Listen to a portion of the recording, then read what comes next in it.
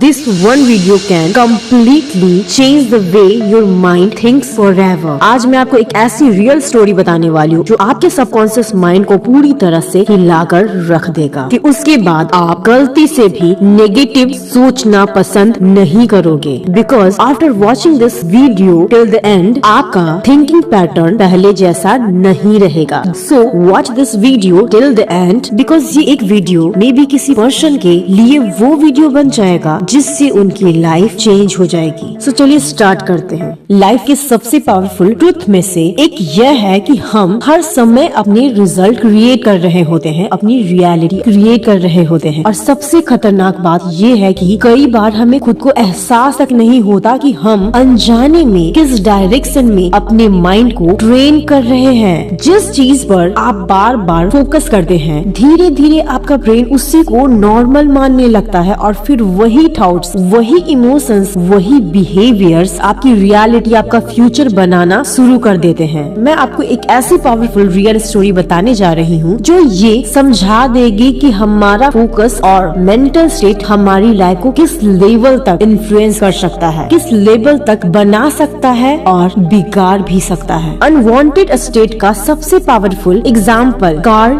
वेलेंडा की स्टोरी है। अगर आप इनके बारे में नहीं जानते हो तो मैं आपको बता दूं, ये कोई नॉर्मल नाम नहीं है। ये दुनिया के लिए एक मिसाल थे। दुनिया में उन्हें कई नामों से जाना जाता था। The great Wallenda, king of the high wire, master of balance, the man who walked above death और द फ्लाइंग वेलेंडास। इस तरह के कई नामों से उन्हें जाना जाता था। कार्ल वेलेंडा की स्टोरी है, उन्होंने कई सालों तक बिना किसी सेफ्टी नेट के ऊंची तारों पर चलकर इनक्रेडिबल, चौंकाने वाला परफॉर्मेंस दी। उन्होंने एक्स्ट्रा ऑर्डिनरी सक्सेस हासिल की। उनकी स्पेशलिटी थी डेंजरस से डेंजरस स्टंट भी वो बिना किसी सेफ्टी नेट के करते थे। दुनिया का सबसे हाई वायर एक्ट वो करते थे। वो ऐसे एक्ट करते थे जो लोगों को इम्पॉसिबल लगते थे, लेकिन कार्ल वेलेंडा के लिए इम्पॉसिबल जैसा कुछ था ही नहीं। उनका माइंडसेट इतना ज्यादा स्ट्रॉन्ग था, वो इतने ज्यादा कॉन्फिडेंट थे, उनके अंदर डाउट नाम का चीज ही नहीं था। उनके अंदर कभी फियर नहीं था कि वो गिरेंगे, क्योंकि उनके माइंड में फेलियर का डाउट था ही नहीं। गिरने का आइडिया उनकी मेंटल प्रोग्रामिंग का हिस्सा था ही नहीं। उन्होंने कभी खुद को गिरते हुए कल्पना तक नहीं किया था। वो हमेशा कहते थे, मैं गिरने के बारे में नहीं सोचता,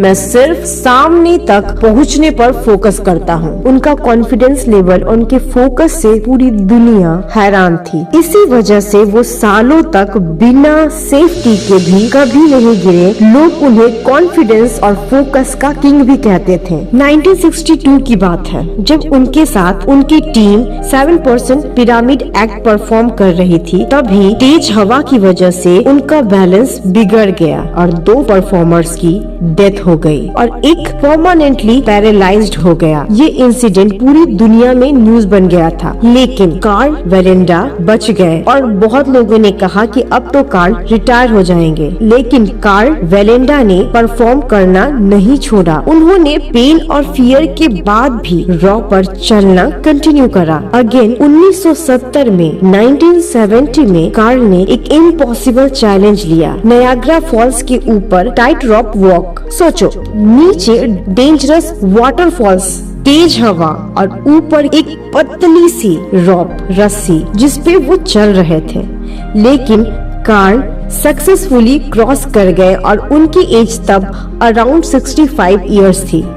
ये प्रूव करता है कि उनका कॉन्फिडेंस लेवल एज से भी बड़ा था। लेकिन जब वो 75 इयर्स के हुए, अचानक उन्होंने अपनी वाइफ से कहना स्टार्ट कर दिया कि उनके माइंड में बार बार एक इमेज आती है और वो इमेज है खुद को गिरते हुए देखने की। पहली बार उन्होंने अपने माइंड में मानसिक तस्वीरों में अपने आप को गिरती हुई स्थिति में इमेजिन करना शुरू कर दिया था। वो हमेशा जीत इमेजिन करते थे, पर अब खुद को गिरते हुए इमेजिन करने लगे थे। कार्ल के अंदर डाउट और फियर आने लगा था और लगभग 3 महीने के बाद 75 के एज में 1978 में कार्ल 2 होटल्स के बीच रॉप वॉक करने जा रहे थे और उस दिन भी उनके माइंड में वही वही इमेज चल रही थी। वो डर रहे थे, खुद को गिरते हुए देख रहे थे। फिर परफॉर्मेंस के दौरान तेज हवा चली, बैलेंस बिगड़ा और इस बार सच में वो गिर गए और उसी एक्सीडेंट में उनकी डेथ हो गई। सालों तक बिना सेफ्टी के इम्पॉसिबल स्टंट्स करने वाला इंसान एक बार अपने माइंड में डाउट की इमेज क्रिएट कर बैठा। पहली बार उनका फोकस डेस्टिनेशन से ज्यादा गिरने पे चला गया था। उन्होंने लगातार अपने नर्वस सिस्टम को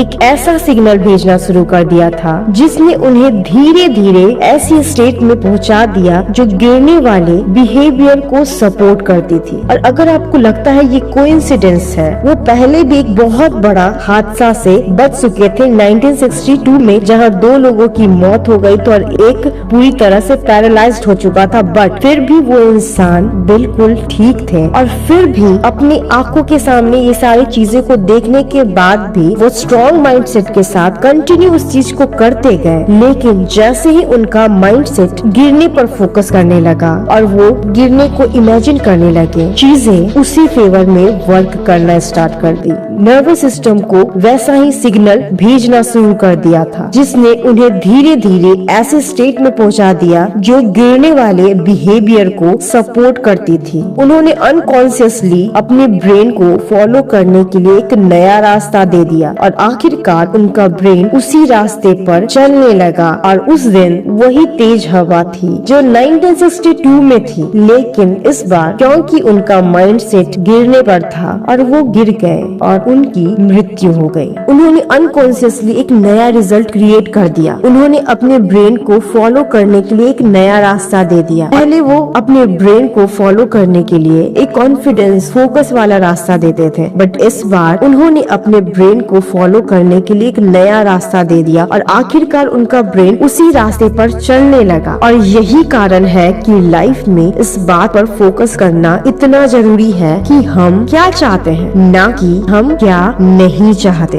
अगर आप लगातार प्रॉब्लम्स, फियर्स, फेलियर्स और उन सभी चीजों पर फोकस करते रहोगे जिन्हें आप अपनी लाइफ में नहीं चाहते, तो आप खुद को ऐसी इमोशनल और मेंटल स्टेट में डाल दोगे जो उसी तरह के बिहेवियर्स और रिजल्ट्स को सपोर्ट करेगी। लाइफ एक नदी की तरह है, यह लगातार फ्लो में रहता है और अगर आप कॉन्शियसली खुद को एक फिक्स डायरेक्शन में आगे बढ़ने के लिए एक्शन नहीं लेते तो आप बस उस नदी की धारा के साथ बहते चले जाएंगे। और अगर आप अपने मन चाहे रिजल्ट्स को पाने के लिए मेंटल और फिजिकल एक्टिविटीज के बीच सीड्स नहीं बोते तो unwanted thoughts and negative patterns अपने आप उगने लगेंगे, बिल्कुल जंगली घास फूस की तरह। अगर हम कॉन्शियसली अपने माइंड और अपनी इमोशनल स्टेट को डायरेक्ट नहीं करते तो हमारा इन्वायरमेंट हमारे अंदर अनवांटेड स्टेट क्रिएट कर सकता है और उसके रिजल्ट्स कई बार बहुत डिस्ट्रक्टिव, भयानक भी हो सकते हैं। इसलिए यह बेहद इम्पोर्टेंट है कि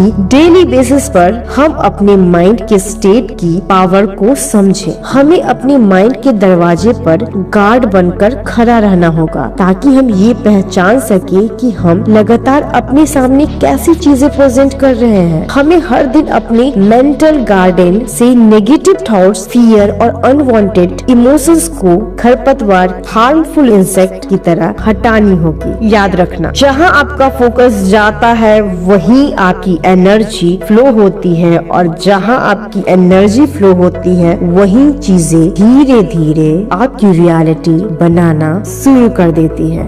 आपको अपने माइंड को वही मैसेज देना है जो आप चाहते हो। अपने आप को हर घंटे चेक करो कि आपके माइंड में चल क्या रहा है और उसी वक्त स्टॉप लगाओ और जो चाहते हो उस पर फोकस करो, उसकी अफर्मेशन करो, उसे 10 बार जितने टाइम्स हो बोलो, उसी चीज का इमेज अपने माइंड में क्रिएट करो, उसी तरह की चीजों को देखना स्टार्ट करो। और अगर आपसे ये सब नहीं हो रहा और आप चाहते हो कि आप अपने इस नेगेटिव पैटर्न से निकल सको तो मैं आपको गारंटी देती हूँ निकल जाओगे, लेकिन आपको एक्शन लेना होगा। अगर चाहते हो ऐसा हो और आप चाहते हो कि आपको कोई गाइड करे तो just join my 7 days life transformation class. Trust me, यहाँ आने के बाद आप मुझे यूनिवर्स को बहुत ज्यादा थैंक यू भी बोलने वाले हो और इस क्लास को लेकर आप खुद कहोगे कि ये मेरी लाइफ का सबसे बेस्ट डिसीजन था और आपकी लाइफ पूरी तरह से चेंज हो जाएगी। और ये 7 डेज का मास्टर क्लास बिल्कुल फ्री है। अगर आपको लगता है कि आपको जो लाइफ जी रहे हो वो नहीं चाहिए, तो बस एक बार मेरे कहने पे जरूर ज्वाइन करो, रिजल्ट फिर आप शेयर करोगे। सो अगर ये वीडियो अच्छा लगा तो लाइक करो, जरूर शेयर करो। If you want to transform your life completely, then comment transformation. And thank you for watching.